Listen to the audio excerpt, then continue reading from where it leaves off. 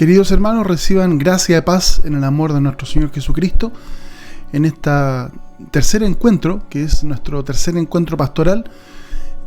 Para aquellos que no hayan podido seguirlo, pueden revisar nuestras redes, tanto Facebook como YouTube e Instagram, Iglesia Ortodoxa de Viña del Mar, donde van a encontrar toda esta serie de videos explicativos y también otros que hemos hecho en el pasado,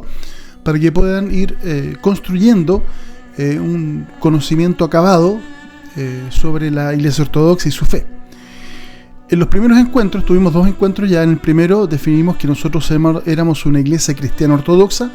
Pueden ver el video relativo a eso. Y también en el segundo encuentro vimos que nuestra iglesia era una santa, católica y apostólica. Y esa, en definitiva, es la iglesia a la cual creemos y que se definió en el Segundo Concilio Ecuménico en Constantinopla. Ahora vamos a un poco hablar de los primeros años de la iglesia, y para hablar de los primeros años no tenemos que remitir al Antiguo Testamento, obviamente, porque la iglesia no es una institución que se funda en un momento, ¿cierto?, con un directorio, unos estatutos, sino que la iglesia es una intención en la mente de Dios desde el momento de la creación. Es por eso que si nosotros revisamos un poco el relato de Adán y Eva, vamos a ver que Dios le entrega todo el paraíso para que ellos pudiesen disfrutar y trabajar ahí, servir ahí, de tal forma que el ser humano tenía de todo para vivir, pero Dios le dice: no comas de esto, ¿cierto? Y el ser humano obviamente va y come de esto. Ese suceso en la teología ortodoxa se llama la caída o la desobediencia. ¿Y qué es lo que produce? Produce la desconexión de la comunión con Dios. Entonces, no solamente se produce la desconexión con la vida diaria con Dios, sino que también sucede que se abandona un espacio de vida que se le había entregado, que era el paraíso. Para ahondar más, ¿cierto?, vamos a tener que esperar un poquito en el sentido de ver la teología de la caída o de la desobediencia, pero lo que produce esta desobediencia, este hecho de desoír el mandato de Dios de no comer de tal parte, produce una desunión, un alejamiento, y hay cosas que se aparecen en el ser humano que no existían, como por ejemplo la muerte, el sufrimiento, el dolor y el deseo, porque son cosas que aparecen debido a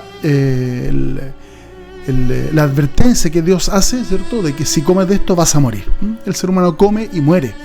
entra la muerte a su vida, a su existencia, para empezar a tener un desarrollo existencial con sufrimiento, con trabajo, con dolor, con pasiones,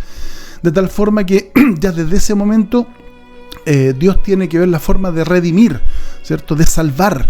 a este ser humano caído, de tal forma de lograr la primera comunión o común unión que existía entre el hombre y Dios. Y es por eso que Dios manifiesta una preocupación importante, de tal forma de que Dios, a lo largo de toda la historia de la redención o la dispensación de la salvación, va a enviar diferentes y múltiples señales y hombres para poder restablecer esta comunión. Porque si leemos en el texto del Génesis, capítulo 3, versículo 15, vamos a escuchar a Dios hablándole a la serpiente, diciéndole: y pondré enemistad entre ti y la mujer, y entre tu simiente y la simiente suya. Esta te herirá en la cabeza y tú le herirás en el calcañar. De tal forma de que ya Dios está prefigurando este misterio de la salvación con la simiente o descendencia de la mujer, que va a ser exactamente con la llegada y la predicación de Jesucristo. Si avanzamos en el texto del Antiguo Testamento, crece el pecado, crece la distancia con Dios cuando llegamos al evento de la Torre de Babel, cuando los hombres querían llegar al cielo, ser iguales a Dios, igual que Adán, que quería ser igual a Dios. Y un segundo momento muy importante es el diluvio, que está documentado en Génesis. Es más amplio el relato, ¿cierto?, del 6 al 9, donde Dios ve con buenos ojos a Noé, ¿cierto?, y opera la gracia salvífica en el momento de establecer un arca donde fuese salvado el género humano junto con los animales, de tal forma que al final de este hecho del diluvio se establece un pacto de salvación, y la señal de este pacto es el arco iris ¿cierto?, que Dios pone diciendo que no volveré yo a destruir la humanidad. De tal forma que ya tenemos una primera prefiguración del deseo de Dios de conformar una especie de pequeña comunidad con la cual trabajar para poder ir buscando los medios de salvación para el ser humano, restituir esa unión con Dios. Tenemos la historia de Abraham, ¿cierto?, en este relato, en Génesis 12, donde Dios establece una relación particular, ¿cierto? Elige a un grupo de gente y les da algo que se llama la ley o la Torá, ¿cierto?, donde Dios revela su voluntad. Dios te dice qué hacer en la Torá, ¿cierto?, cómo comportarte en la Torá. Y de esta forma es que este grupo, que son Abraham y sus descendientes, configura una primera comunidad, una primera congregación, una reunión de gente que, como dijimos en el video anterior, se va a llamar Kahal, en el texto hebreo Kahal, que es una estructura organizacional, es decir, un grupo de gente organizada en torno a la Torá y que vive y que organiza su vida en torno a las disposiciones que Dios entrega. Si hacemos una especie de analogía, vamos a ver de que hay, como sabemos, hay dos pactos: está el Antiguo Pacto, el Nuevo Pacto, el Antiguo Testamento, el Nuevo Testamento, de tal forma que el Antiguo Pacto se configura en Abraham con la Torá, y el Nuevo Pacto, que es el pacto de salvación, se configura con Jesucristo y su predicación. Dos analogías también muy importantes son que la señal del Antiguo Pacto es la circuncisión en Abraham y sus descendientes, y la señal del Nuevo Pacto es el bautismo en Jesucristo. Así como el maná era el alimento del pueblo en el desierto, también con Jesucristo tenemos que la Eucaristía, ¿cierto?, la recepción del cuerpo y la sangre de Jesucristo, son la señal del Nuevo Pacto en el Nuevo Testamento. En el texto masorético, que es el texto hebreo, ¿cierto?, tenemos la palabra Kahal, como ya dijimos, que el texto de la Septuaginta, es decir, la traducción hebrea de ese texto hebreo masorético, le asocia el vocablo de eclisía, ¿cierto?, que es la iglesia. Y esta eclisía es el grupo reunido, ¿cierto?, el grupo de congregados en torno a la presencia de nuestro Señor Jesucristo. La Septuaginta también agrega un nuevo vocablo que es la sinagogí, que es la sinagoga, que también se asocia con Kahal y tiene sinagogí, tiene este hecho de estar reunidos en torno a. Posteriormente pasamos al Nuevo Testamento, y en el Nuevo Testamento ya tenemos la conformación del cuerpo de Cristo, y este cuerpo de Cristo es la reunión de personas en torno a la persona de Jesucristo. Es importante mencionar que los discípulos, cuando se sentaban a comer, ponían 13 puestos, 12 para los apóstoles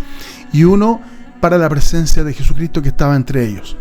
Posteriormente, las iglesias locales o las iglesias domésticas, de las cuales habla Pablo, nos van a configurar ya los atisbos o primeras señales del pueblo de Dios reunido en un lugar y con una intención que es la predicación del mensaje de Jesucristo, y que ya se va formando una especie de cuerpo eclesiástico. Ahora, la manifestación tangible, real, verdadera de la iglesia se encuentra en el día de Pentecostés, que es el descendimiento del Espíritu Santo sobre los apóstoles que están reunidos temerosos, ¿cierto?, escondidos en una habitación, y que una vez que el Espíritu desciende sobre ellos en forma de lengua de fuego, sobre cada uno se encuentran con no solamente la valentía, el arrojo, sino que también la sabiduría. El Espíritu pone palabras en las bocas de los apóstoles para poder salir a predicar la palabra del Evangelio. Por lo tanto, se hace aquí ya una pequeña diferenciación de estos discípulos, ciertos seguidores de Jesús, y también en el día de Pentecostés se agregan gente pagana, gente de otras religiones, de otros pueblos, de otras concepciones, y que se empiezan paulatinamente a distanciar del judaísmo, y posteriormente ya en el siglo I o II vamos a tener una iglesia ya diferenciada completamente, con otros días de adoración, que es el domingo, otros ayunos y otras celebraciones. En Hechos, capítulo 2, del versículo 1 al 42, tenemos el relato de la venida del Espíritu Santo, que es muy importante porque tiene que ver con cómo esta iglesia se configura hacia afuera. Ya no era simplemente mantenerse en el seno de los 12 o el colegio apostólico, sino que también ya empieza a salir con la venida del Espíritu Santo y con la predicación de la resurrección de Cristo.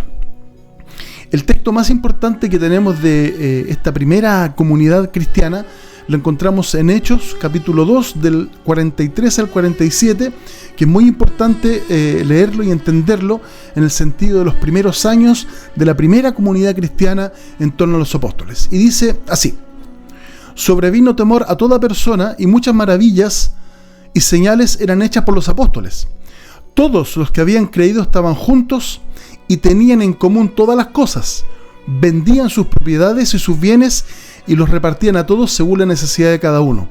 Perseveraban unánimes cada día en el templo y partiendo el pan en las casas, comían juntos con alegría y sencillez de corazón, alabando a Dios y teniendo favor con todo el pueblo. Y el Señor añadía cada día a la iglesia los que habían de ser salvos. Ahora, es muy importante esta primera comunidad que cómo vivía, ¿cierto? Que en primer lugar hay que destacar de que tenían en común todas las cosas, es decir, era una comunidad autosustentada por sus propios miembros, vendían sus bienes, ¿cierto?, para ponerlo en común según la necesidad de cada uno, no faltaba nada y nadie necesitaba nada. Y también dos aspectos muy importantes: perseveraban unánimes cada día en el templo, es decir, seguían con la liturgia judía con la cual ellos nacieron y con cuales seguían practicando en el templo, pero también este elemento ya vislumbra una diferenciación partiendo el pan en las casas. Es decir, ellos tenían su cena del Señor, en la cual al final de la cena partían el pan, ¿cierto?, teniendo el favor en todo el pueblo. Ahora, lo que importa preguntarse, y es el objetivo de este capítulo, es ¿qué queda hoy de esa iglesia? ¿Cómo somos capaces nosotros, como comunidad creyente, de desvincularnos de la institución iglesia y caminar hacia la comunidad iglesia, de tal forma que podamos practicar, si no completamente, algunos aspectos de esta primera vida de los primeros cristianos, de la primera comunidad creyente? Somos capaces de practicar no solamente la solidaridad, sino que a cada uno no le falte para vivir. Somos capaces de tener esta mirada de cuerpo, esta mirada de comunidad constituida por miembros, pero encabezada por Jesucristo. Esa es la pregunta, ese es el desafío y ese es el objetivo de la iglesia: vivir en comunidad. La iglesia no es una institución, la iglesia no es un club, la iglesia no es una empresa, la iglesia es una comunidad de gente que se ama, que practica el amor, que lo manifiesta en hechos reales y que en definitiva camina toda junta, cohesionada, encabezada por Jesucristo hacia la salvación y hacia la vida eterna. Amén.